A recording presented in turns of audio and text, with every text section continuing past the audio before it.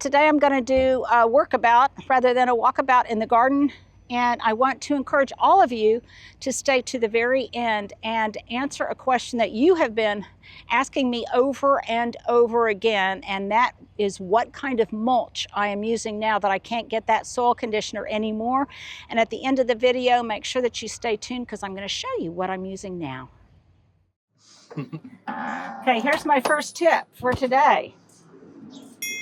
First of all, I'm so excited to have nothing to do today but work out in the garden. I have a few obligations later in the afternoon, but for the most part, I can indulge my gardening passion this morning. So I'm just going to do my work, you guys. I'm just going to garden. And you all are going to kind of follow me around. If there's something I think that you guys would appreciate me sharing, some kind of special tip or trick or how I do it, then I will. Starting with this trick right now. From now on, I think, instead of just regular gloves, if I don't have on long sleeves, I am always going to wear these rose garden gloves. Because no matter what I do right now, as I'm cutting things back, whether they're scratchy or not, or if I'm reaching into a tub of tools or something, your arms just are so vulnerable to different kinds of scratches and things. So I thought from now on, these are my gardening gloves of choice, whether I am working on roses or I'm just pruning trees or I am just doing anything. I am going to use these long-sleeved gloves. Sometimes I wear farmer sleeves, sometimes I wear long sleeves, but when I don't, these are my gloves of choice. So there we go. Now let's just get started. And they're stylish too.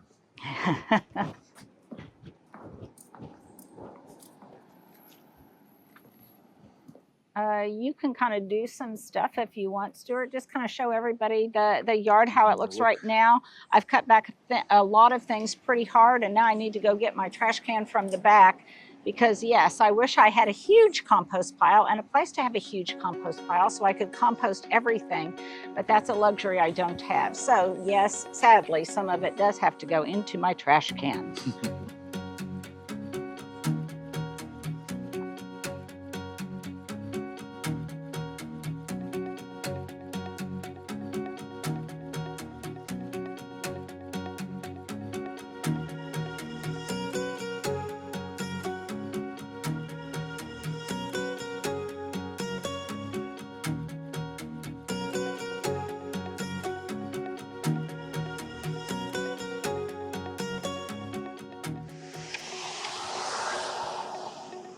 Thought we'd catch her coming down.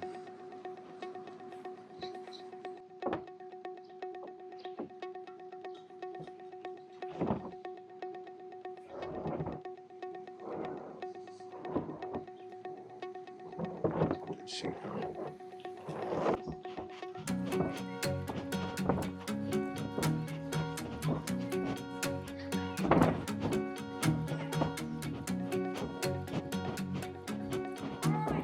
Guys.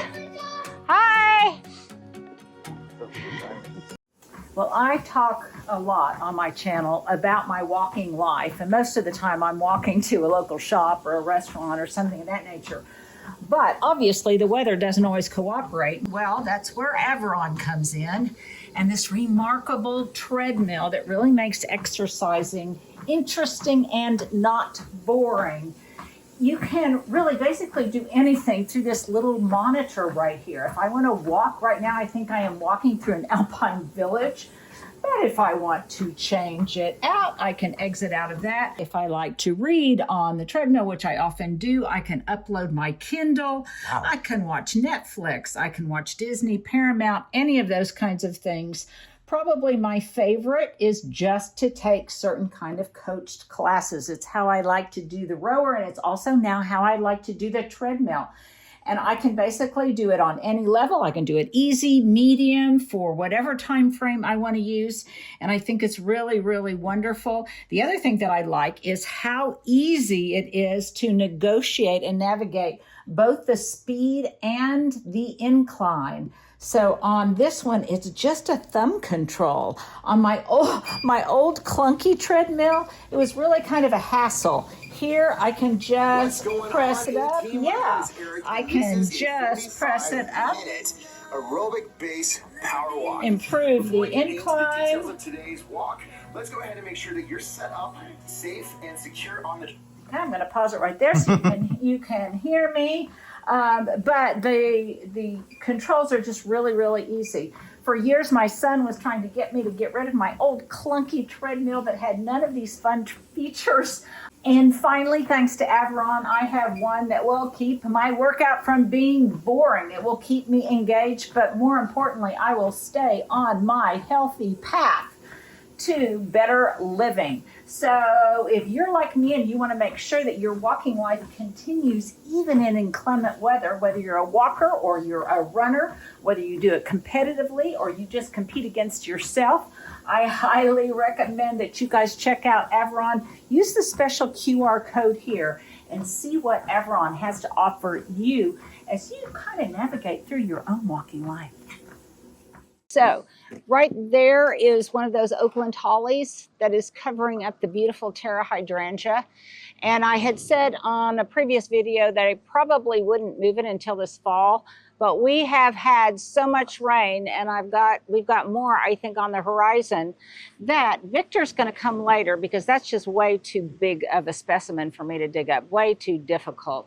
But when he does transplant it, hopefully today, it's going to be at the very end here. So I've got two babies that are still waiting to grow up, but it'll take some time, but they will.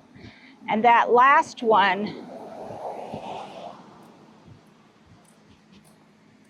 I'm going to plant right in here because I want all three of them to be kind of spaced along in here, and I want something, yeah, like right here to punctuate the corner. And at first I thought, well, I'm definitely not going to do that till fall. But then we've had all this rain, and I also realized that I've got drip irrigation up in the back that goes into my raised beds. And this area out here isn't easily accessible to any kind of water, except that I can take one of those drip lines, just run it underneath the fence. And while it's getting established, in the long run, it's not going to be an issue. But while it's getting established, I want to make sure it gets enough water. So since that one's large, I'll put a big tree well around it so this Bermuda grass doesn't compete with it. We'll make sure that it stands up straight. And then hopefully pretty soon as the heat arrives, this Bermuda grass will really start to fill in.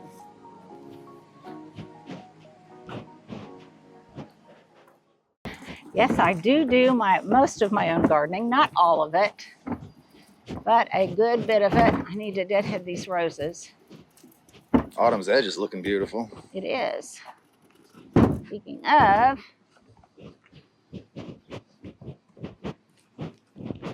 and one of the reasons gardening is such good exercise is because you get in a lot of steps. I especially do, because here I'm always going up and down from the bottom level to the top level, but that's okay.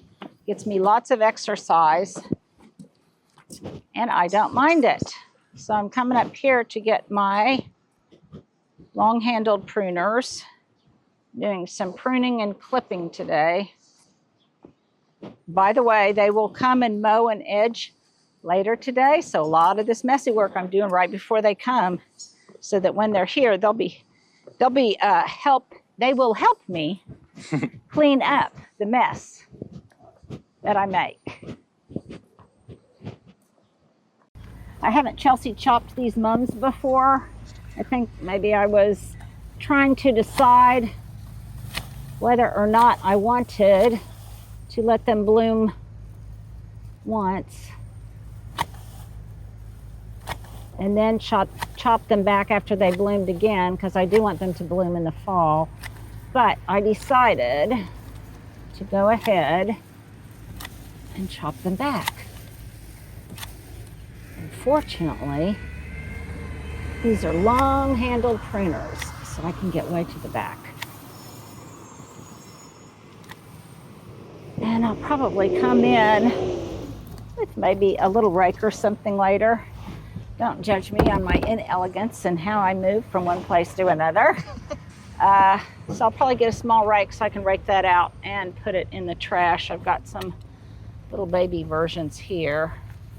This yarrow really took a hit with all that rain. But it looks pretty, and from a distance, that's the other thing. From a distance, a lot of times you just don't know. Now, these may be small little tufts, but even these small little tufts get a Chelsea chop.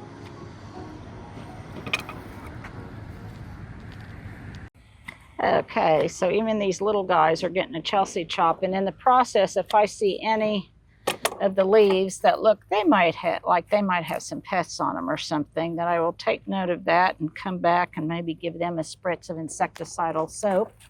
But thank you, Stuart. Okay, now I've got another little tuft. We've got another little tuft of this, these white mums. You can see there's another big tuft up there that I still need. Actually, I think I'll do that right now.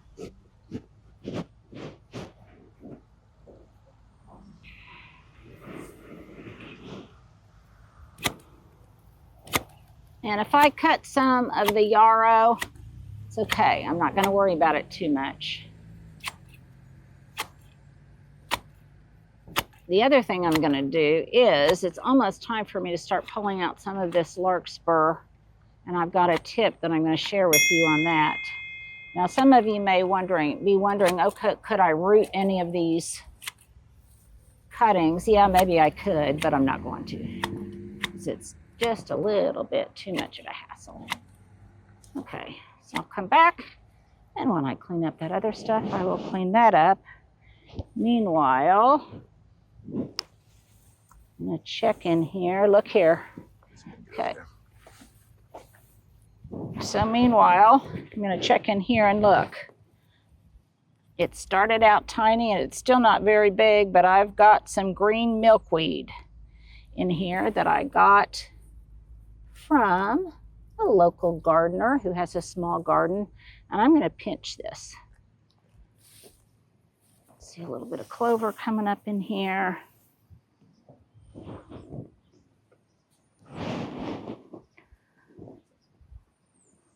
I think once I remove lots of this larkspur, then I'm going to have more room for some coneflower that I've got that's congested up in there, and I'll probably transplant it in there.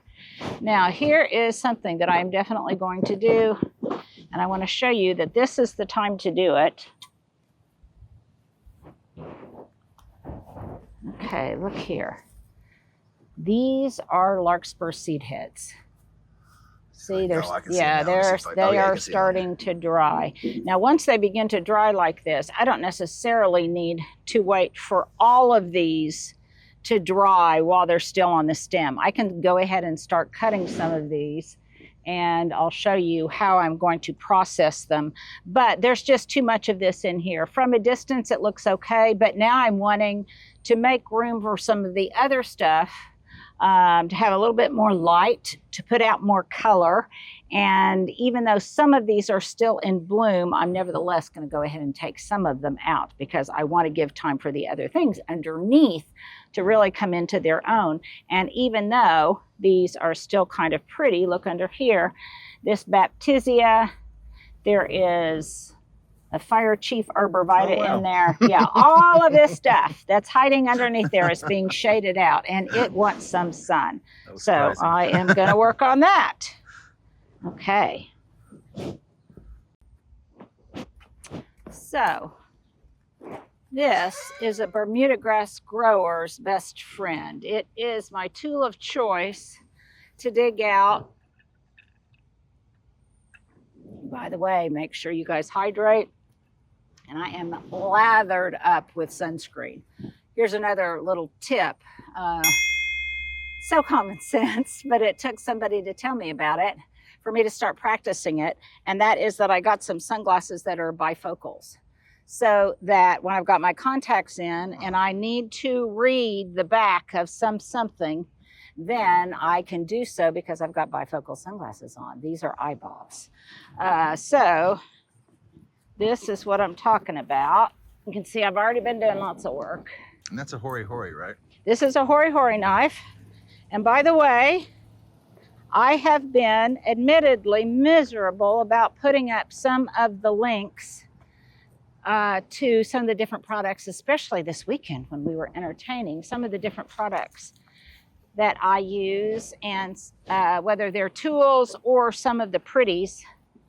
And to remedy that, this weekend we're going to try to put up a video that's just nothing but products and some of the links that you guys have asked about because I've been bad. Okay, so over here, you all out there, here's my question of the day. Do any of you, especially if you garden in the South, do you too have Bermuda grass? And if you do, when it runs amok, see right there, I can get all the way down into the surface. Now, I can do that, or beyond the surface, and I can do that because the ground is very wet. I mean, this just, it's like butter, baby. It's very, very gratifying. Now, I could spray this, you know. Some of you may spray it with Roundup or whatever. I try not to use Roundup. I could spray it with some of my vinegar solution, which I'm going to show you a little bit later. But that is only on Bermuda grass, which is pretty tough. I find that only to be moderately effective, and you do have to spray it more than once. Versus this, if I get most of the roots, it is just a one and done kind of deal. Then when the guys come later to mow and edge and everything, all that will already be, it will be out of there. So I'm looking at what else is going on in here. Okay, here's a little bit. And boy, is this just delightful kind of weeding when it comes out that easily. Okay. As always, I got interrupted, stopped, and now I don't have my trash can. I need my trash can.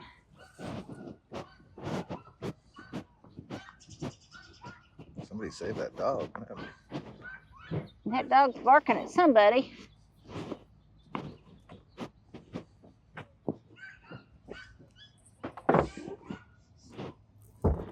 Now, a lot of times, you guys ask me if Hubs helps out in the garden that much. And he really doesn't. It's just, woo, got to be better about rounding that corner.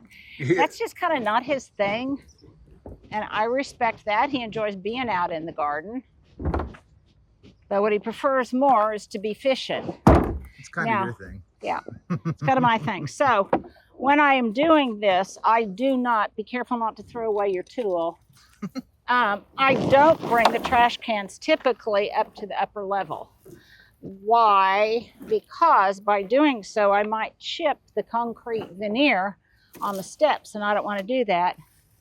Plus, these are typically not prohibitively heavy. And again, I'm not just wanting to be productive in the garden, I'm wanting to be productive in terms of my gardening lifestyle. So I get in lots of steps. You can hear me, I'm just slightly winded. So that's a good thing. That is a very good thing. Mm-hmm. Yeah, the reason that gardening is such great exercise is because of all of the bending and lifting you do. It's weight-bearing exercise. It helps with mobility and flexibility. And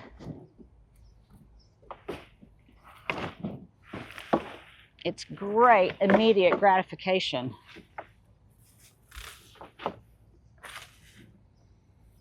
I'm finally wearing my Apple Watch, so I can tell when I get steps and things in now, finally. It is just so validating. It is so validating. Okay, so over here, I'm going to do a little bit of weeding. But am I pulling any weeds? No. What I'm pulling and digging up are things like Verbena bonariensis that's growing where I don't want it. Some salvia that has seeded in here. And yes, these are real plants that I want to grow in my garden. But any plant that is growing in an area you don't want it to grow, well, it might as well be a weed. So I'm pulling that out. Okay, here's a little tuft. I don't want any of my friends to ever buy salvia because I have tons of it. Now, the other thing that I'm starting to clean up a little bit more, some of it I left in place to kind of just mulch the garden. But I'm starting to clean up more of that kind of debris because it's attracting roly-polies. And Lordy, do I have roly-polies. Okay, all of these little things, these little trees and such. Let's see if I can't get a little closer. Yeah, all these little guys right here. These are everywhere. And I just keep pulling them. And I pull them when they're little. Again, it gets me bending exercise. Here's some more of that verbena. And every once in a while, y'all, I come across something very, very happy. And right here, look. That is some purple dome basil. I may have showed it to you the other day. But look, it's starting to be happy now. And it's partly happy because I've exposed it to light and air. I'm going to have a wet rear end here, I can tell.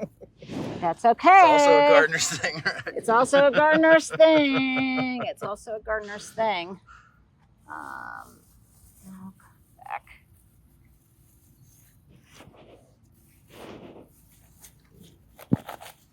It also has a serrated edge. It's the coolest knife you own. Yeah, it's pretty cool. And I own a couple of them.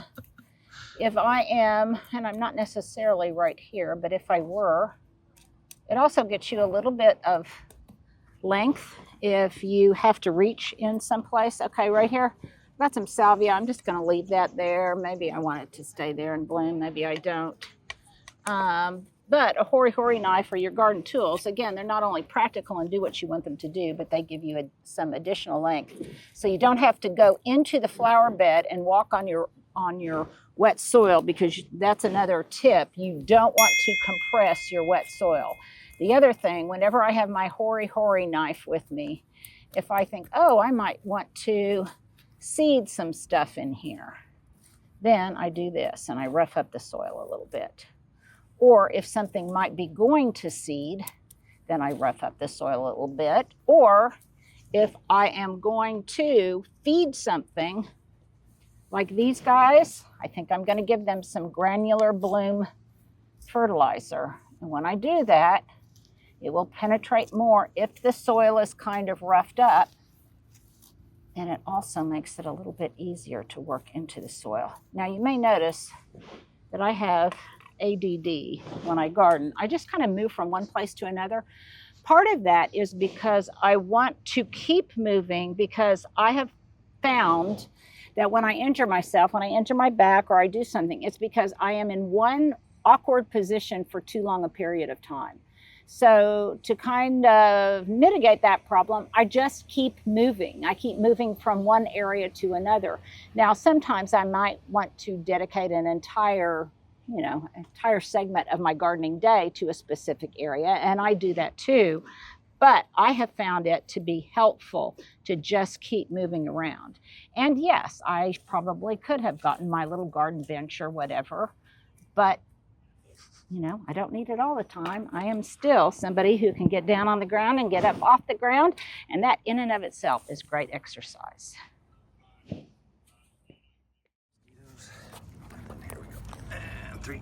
Okay, after lots of rain, this is something to really look out for. Whether or not you've got a nice clean border like I do, they will come in here. They will edge along here and cut the length of these Bermuda runners. But periodically it does this kind of thing. I can try to dig it out, but sometimes with limited success. And the other thing is sometimes it then dislocates my bricks. So when I get my spray bottle of vinegar, I will come back and that will be an area that I spray. Meanwhile, I'm just going to work the edge.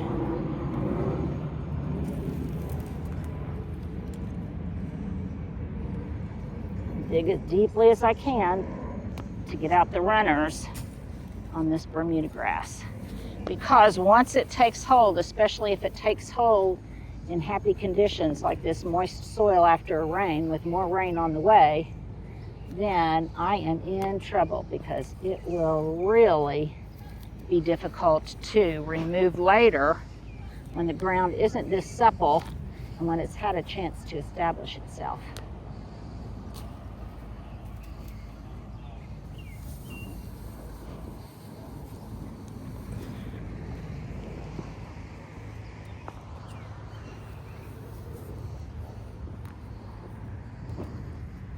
Little tufts, no matter how small, will grow up to be big boys. So that's another tip.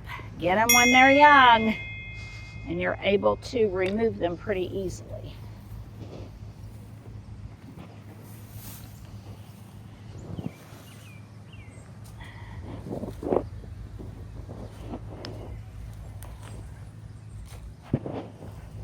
And I did give this a chop now, and I'll probably give these chrysanthemums one more chop before the 4th of July.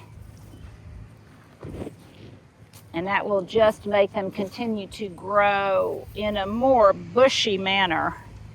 Now the other thing is, one of you commented, and I so appreciated it, yes, go ahead and cut them back because they're probably not going to bloom, because chrysanthemums, in some cases, not all, respond to the length of day and the amount of sunlight to encourage bloom, which means that they probably want shorter days in the fall. But these, and some others I have seen, I've seen lots of particularly yellow mums already in bloom. So it's not true of all varieties. But these, I decided I've got enough going on. I'm just going to postpone their bloom. Now I have to be very careful right here because I am walking on soil and I don't want to step on my little butterfly plant. A little butterfly weed in there.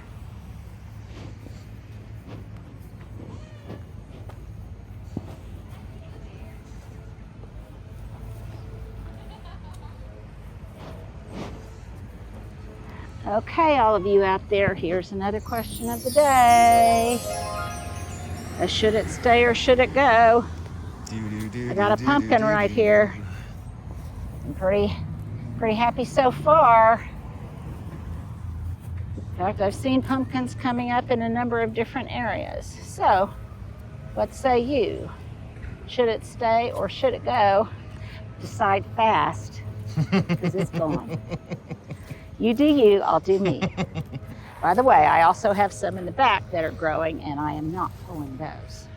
Plus, it would be kind of ugly for a big old pumpkin vine, which then will invariably attract squash bugs and things like that to be growing out over the lawn, and I like my nice thick green Bermuda lawn anyway. So,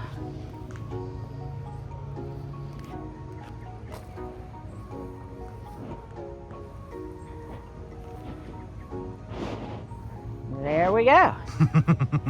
On to the next thing. 3, 2. Okay, so every time I transition from one area to another, I do try to take a drink of something because I am bad about hydrating. I did a video, actually, that was on Tamron Hall a long time ago on the Tamron Hall show with James Clear, and we talked about habit formation. And so whenever I do take a drink, and this is some peppermint green tea. It's delicious. I gotta make more tea. I try not to just take one sip, but several big gulps. If I'm going to do it, then take several big gulps. We also paused for a moment so Stuart could put on his mosquito spray, because that's a problem. There's the cityscape, And guys. there's the yard crew. Okay, so why do I have these paper sacks, you might ask? Well, here's why. I'm going to show you. I've got two, and each one is going to get their respective seed heads in it. So I'm to the point right now where I'm kind of tired of seeing these falling over, starting to droop seed heads, and I want to cut them back. But some of the seeds in them are not completely dry. So here's the rule on that. Once some of them start doing this, start doing this papery thing, like this, okay, which tells me, see, these are drying. See those tiny little seeds? Okay, they'll drop in place. But I want to go ahead and cut this because this seed stalk will continue to mature and these seed pods will continue to dry even after I cut them. I do want to, I'll probably cut the ones that look a little bit more dry. And after I cut them, I take the entire stalk. In this case, I'm just going to pull out the whole plant because it's starting to get buggy. Probably would be a spider mite attractor. Sorry for that noise. And then I'm going to take the seed heads right here.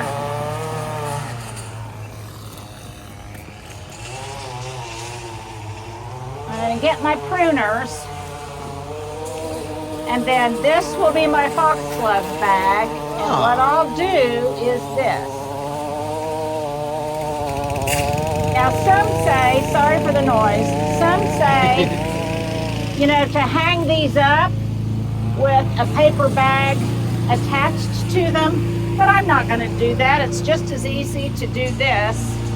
They'll continue to dry. I'll make sure to bring them in so they're nowhere exposed to the elements so that they get wet, because again, I want the seeds to dry.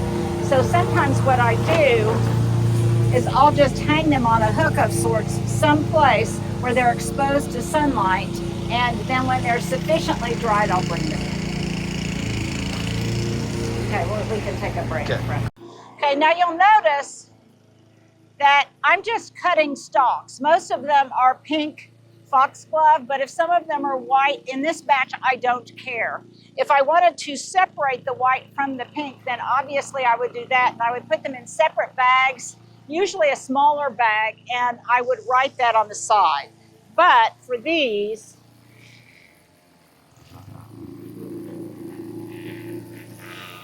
I don't really care. And remember, foxglove are biennials. They put on foliage the first year, and then they bloom the second year.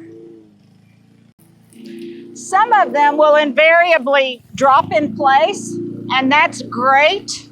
If they drop in place and self-seed and they actually germinate and begin to grow, even better. But I have found that's a very iffy proposition. I prefer to save the seed, and then I'll show you what I do with it.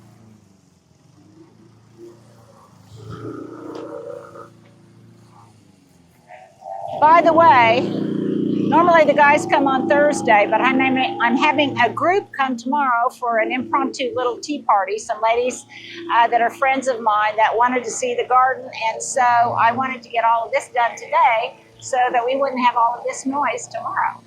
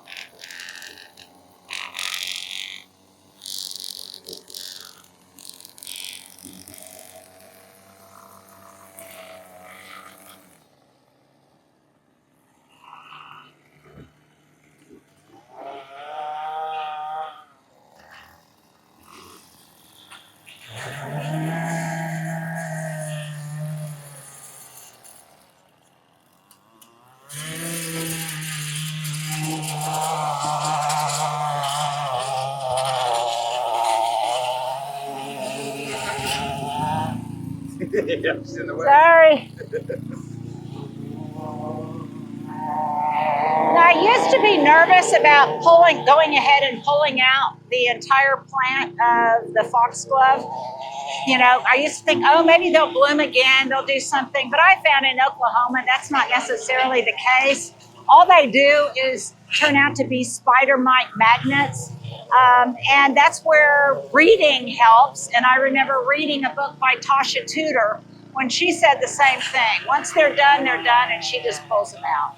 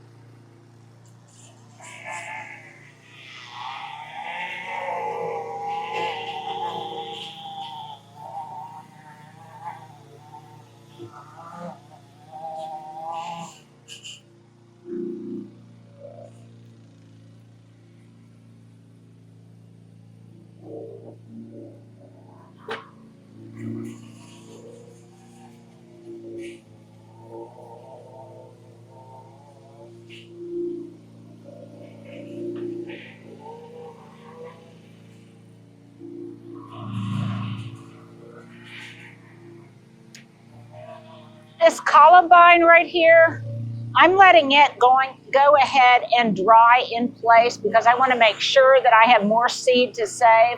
Once I do, then I'll probably cut back the plant a little bit more. But for treasured seeds like these, this was a purple columbine. So for treasured seeds like these, and also like my foxglove, which I consider to be treasured seed, here is also what I do. So I may take one of these stalks right here. I'll cut it short. Sorry, Stuart. That's quite right. I'm trying to keep everybody from getting dizzy. Yeah. And then I will lay them just at the base of one of my topiaries. And this is what then happens, especially if they're mulched in gravel. So you can see here, see how I've laid some of these here? They're already starting to dry. And I will get some tiny, tiny seeds out of this. They will germinate here in place. And then this fall, I will take them and I will plant them very specifically in the garden where I want them to grow. They'll also be putting on growth, leafiness, and all sorts of things, just size in general, while they're growing in this pot. So you may say, well, Linda, why will they grow in the pot, but they won't grow in the ground? Well, because in the pot, they are more protected. They're protected by the overhang of the topiary. They're protected by the fact that it's just pot culture, and they are protected typically from marauding squirrels and things. So I will just leave these in place. You can see here, here's a salvia that went to seed, and look here, here's a baby little red bud. Maybe I'll dig it up and plant it somewhere. Here's another example of that.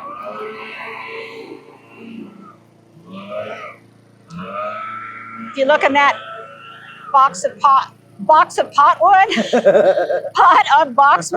look at all those plants underneath there. That was a particularly fun one. Yeah. All of those are foxglove. And I will dig them up. They'll be a good size then, and I'll plant them elsewhere in the garden.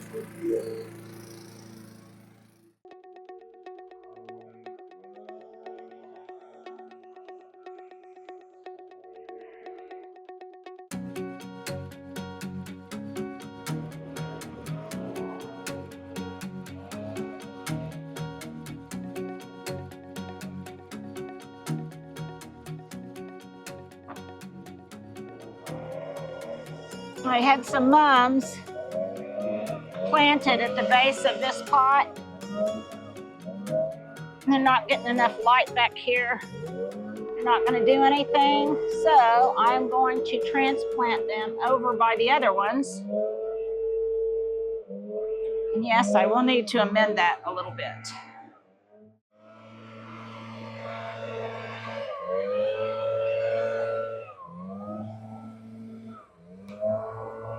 Okay, hopefully you guys can hear me. But some of these white mums, I think will be beautiful down here this fall, because by fall, this white lantana will be huge, as will this white lantana.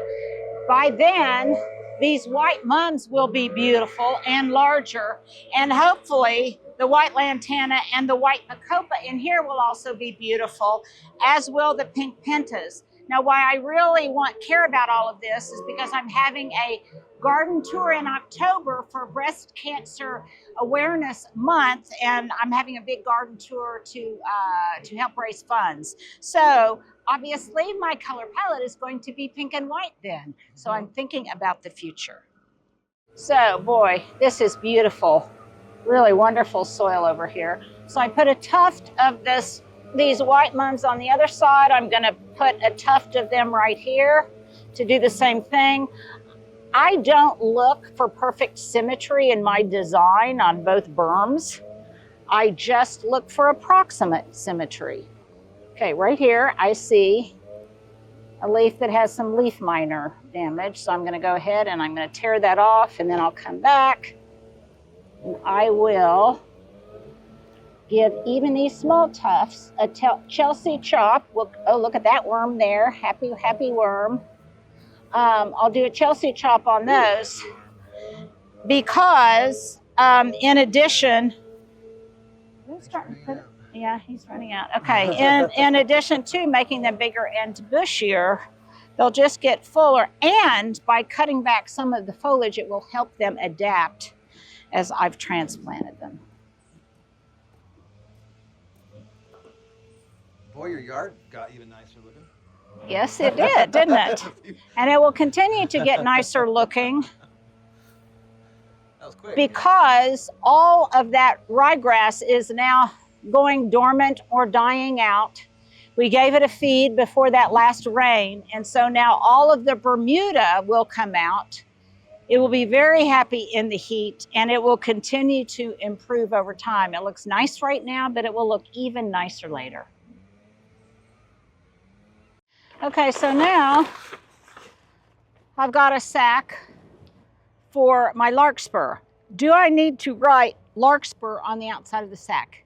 No, because that's one of the advantages of being, I guess, an experienced gardener, is I don't need to do that. Now, if I really wanted to isolate again some of this Larkspur, let's say some of it is just a really beautiful dark purple, or some of it was pink, or some of it was white, then I would be very selective about that. And in fact, I would even put some kind of hang tag on the stem to denote that this indeed was purple, or it was indeed white, or something, so that then it could continue to dry on the plant itself and I could harvest it later, making sure that I had gotten exactly what I wanted. But these, and I know this from experience, see these? These are already starting to dry. I could probably take my gloves off for this one.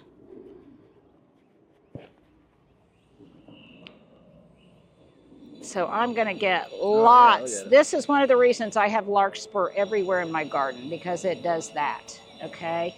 Now, so when I put that in there, then all I have to do after I'm finished harvesting these seeds is I can just run this through a sieve, and the seeds will fall out and the other debris will be isolated from it. So I'm going to do that with all of these seeds, seed heads. And this is why sometimes when people come by the garden, I have seeds to share.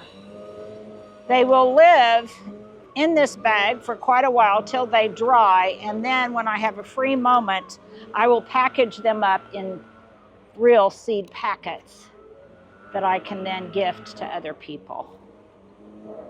By the way, I don't save all of the seed because obviously I have so much of it that that's not really necessary.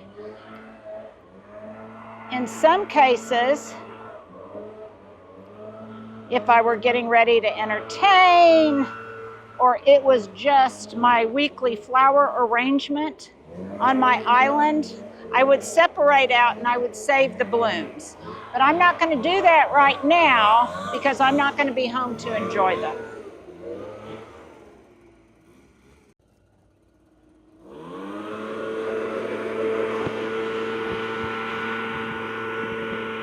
Now you may say, Linda, why are you pulling this out when they still have blooms on them? It seems premature. Well, I'm doing that for a couple of different reasons. One, because right now they pull out so easily. Once this soil begins to dry and it gets hot, this is going to be difficult tugging and not so pleasant work. Plus, I'm just getting kind of tired of this corner looking messy.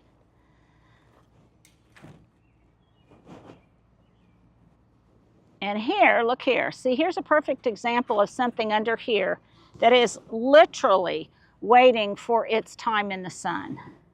So this is a little Gara plant under here that is not getting nearly enough sun. So I'm going to give it a little clip, a little deadhead, little Chelsea chop, so it will start thickening up. And by removing a lot of this Larkspur, by the way, sometimes what I'll do is I'll save these and I might just do kind of a, thank you, gentlemen, take care. I'll do kind of a May Day surprise, even if it's not officially May Day, and I will just drop a little bouquet off in front of somebody's house or one of the kiddos' house. These, I got a question. okay. I probably know the answer to this, but I don't remember. Okay. Explain the Chelsea chop to me. Okay, the Chelsea chop is when you cut something back hard around this time of year, which is about the same time as the Chelsea flower show. Okay, so it's whether or not it's exactly at that time doesn't matter. It's the premise that it's a gardening term. Thank you for asking, because I'm sure lots of new gardeners would not know what this is. And I'll ask that as a question of the day. For years, I didn't know what a Chelsea chop was. Before we used the term here, did you guys know what it was?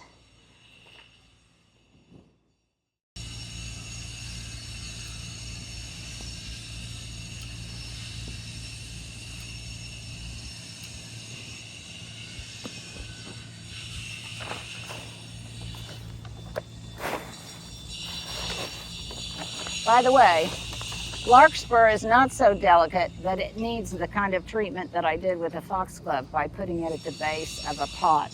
This stuff is it's just so happy anywhere it goes that I don't need to worry about that, because it will, once it gets established in your garden, it will come up.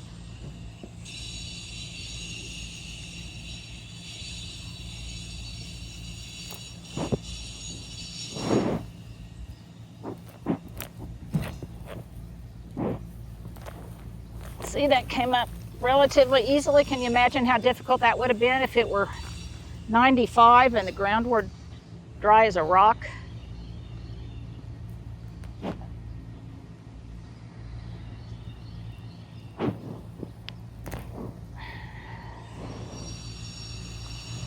Okay, here's another tip. Some of this I'm noticing, even though we've had record-breaking rains, I am noticing that as I go up the berm, it gets drier and drier. And that's because it's underneath the canopy, the dense canopy of this maple tree. So what that tells me is, even when you think something is getting adequate water, it may not be, because it's not penetrating the canopy of the tree. So pay attention.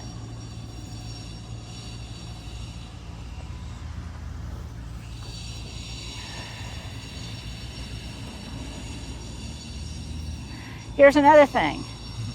Should I give the Baptisia some kind of Chelsea chop? Well, I'm not sure. So that's one of those kinds of things that I will ask technology to solve for me. Hey Siri, should I cut back my Baptisia or indigo blue hard after it blooms? It is not necessary to cut back Baptisia, but it can be done to maintain a manicured landscape. Cutting back the stalks after flowering is also a good way to prevent seed pods from remaining on the plant. Well, I guess I don't care about the seed pods. So, but there's the answer to that question. I might cut it back a little bit to thicken it up some. We'll just see what the effect is once I remove all the rest of this larkspur.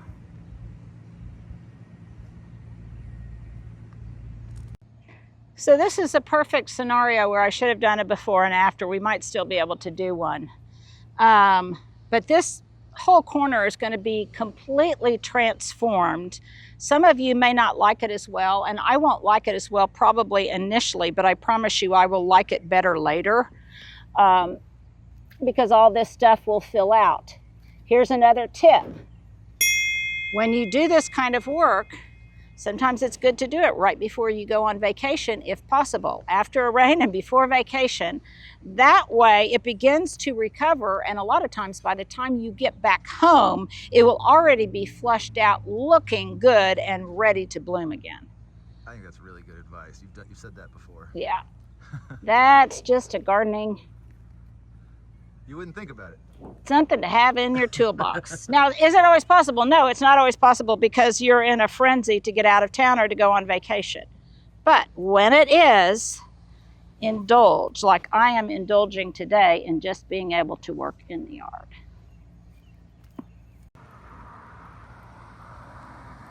Sometimes I'll just deadhead it and leave a little bit of it to stay.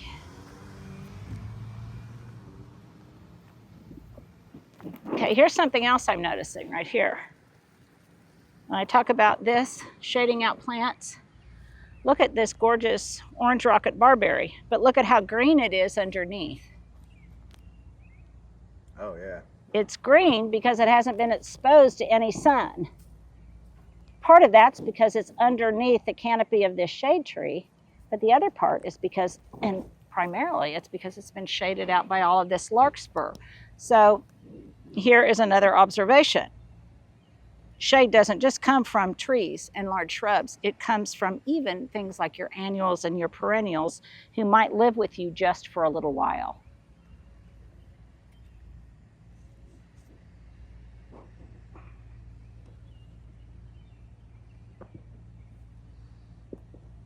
I got one of those Linda views. It's pretty.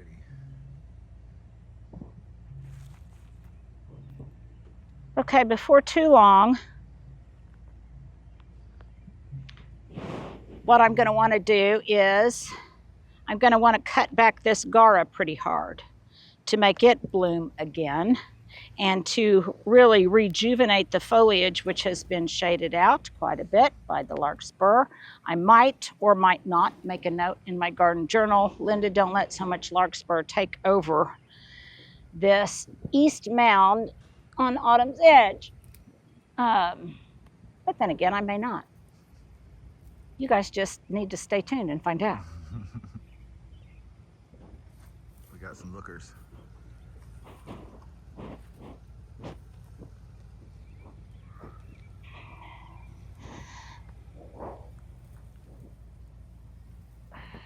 Okay, let's get a snapshot here of the classic Erin at Flower Floret. You know where she does this thing? Mm-hmm. Except for mine aren't fresh. They look pretty good. Mine aren't fresh. Mine are past their prime. But you know what? It's a fun thing to do anyway. It is cool.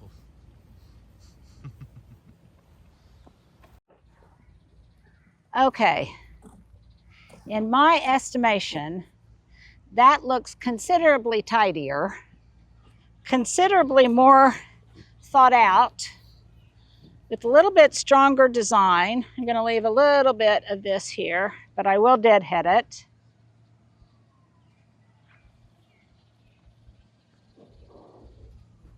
Because some of these blooms are still fresh.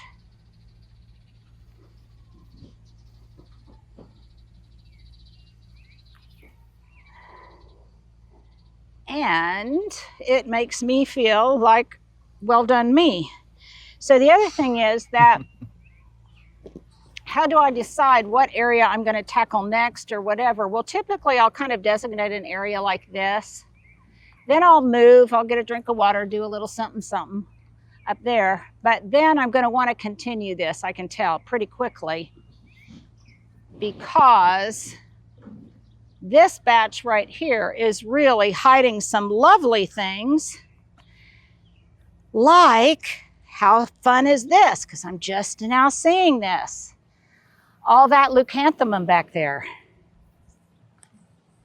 I'm telling you, you have this strange thing where you can pull plants out and there's just cool plants. And there's just, yeah, there's just, well, it is called that classic progression of bloom. Nice. And it is one of the hardest things to do. Now, right here, I'm cutting back these alliums, but here's another tip. Where at? Oh, right here. Right here, I cut these back, but I'm going to know where they are because why? I put a little golf tee. Can you see the golf tee? I can see it with my eyes. Right there. So, when I come out to plant bulbs and plant other things in the future, I will know to be careful of that spot because there's something there.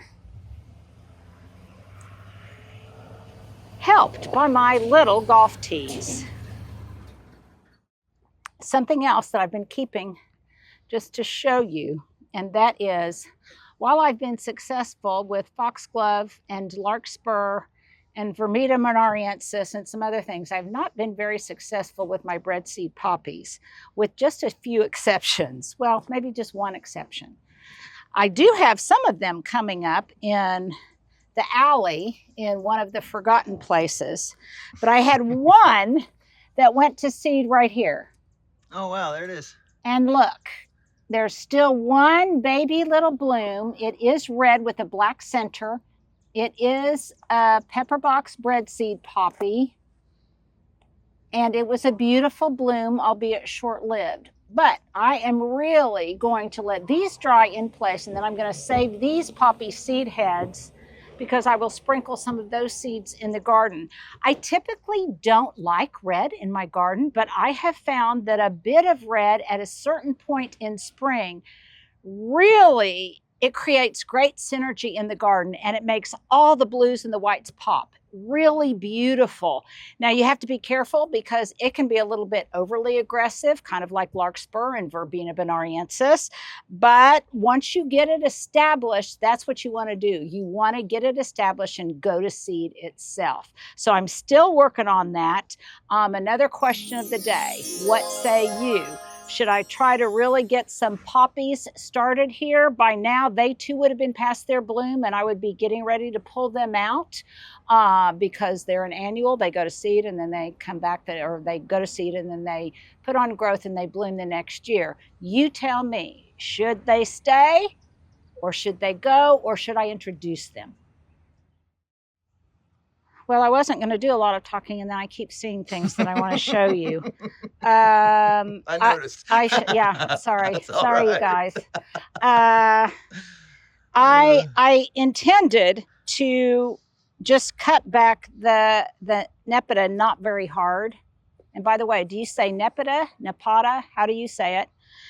But then I decided once I came out here after that big rain and a lot of it still had spider mite, and I thought, no, I'm really going to whack it back hard, whack it back being the official term. So you can see just how hard I whacked it back, and not just that one, but pretty much every clump I'm whacking back hard. And I am also whacking back the pincushion flowers because everything right now just wants a fresh start, including me.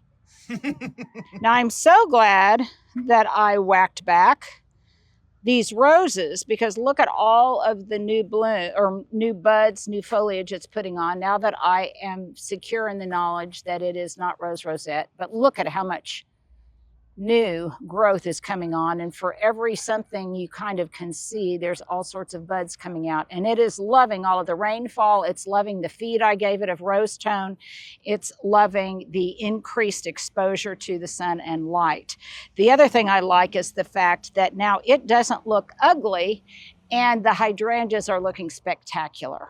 So if you want to plant a hydrangea, and by the way, all of these are Deer Dolores, even though they're coloring a bit differently.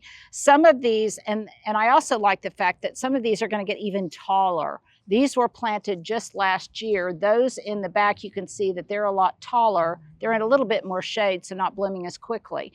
But I like the fact that these will get taller. I also like the fact that, look, I just saw this. A happy little surprise. I have 2 blooms on this agapanthus that was in here. And I forgot it was even in here, and I wasn't sure it would even live. But apparently it's tucked in here. It did live, and it's even gonna bloom. And I wouldn't have known that if this big shrub weren't cut back really hard. So if you in any way are hesitating to cut back something, then I would say watch your weather, but err on the side of giving it a hard prune because it will really reward you later. And Stuart, if we can, let's turn around right here and look at the top terrace. Look at all the things that I've cut back really hard, but there's plenty of stuff coming up, including some little boxwood basils in here that I've exposed. I think I'm going to pull that guy out.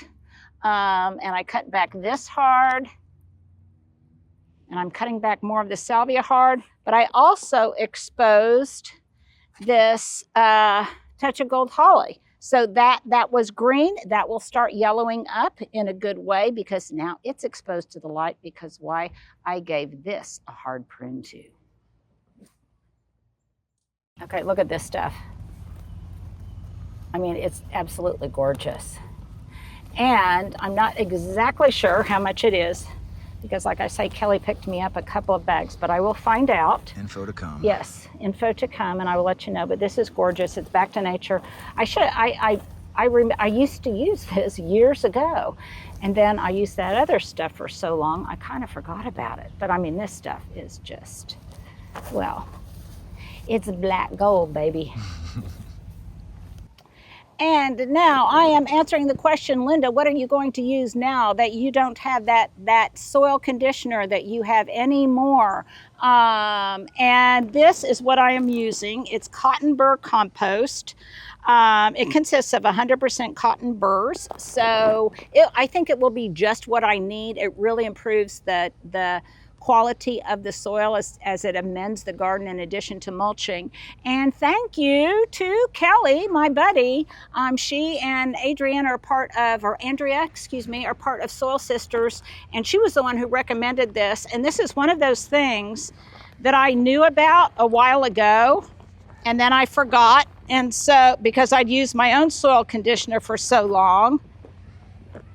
So as gardeners, we sometimes need to relearn things. As gardeners, we also need to reward our plants for a job well done.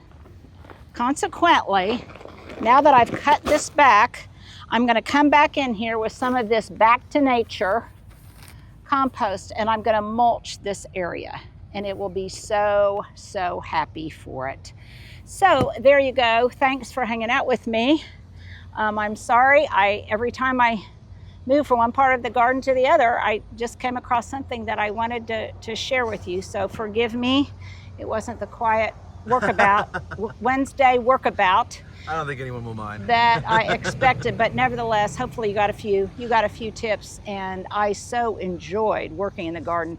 Even though it looks a little scraggly right now, I think it's still beautiful, and I am making sure that I enjoy absolutely every season. And also subtle little things like how pretty those purple larkspur flowers look, littering my turf. There you go. Thanks for hanging out. You guys take care.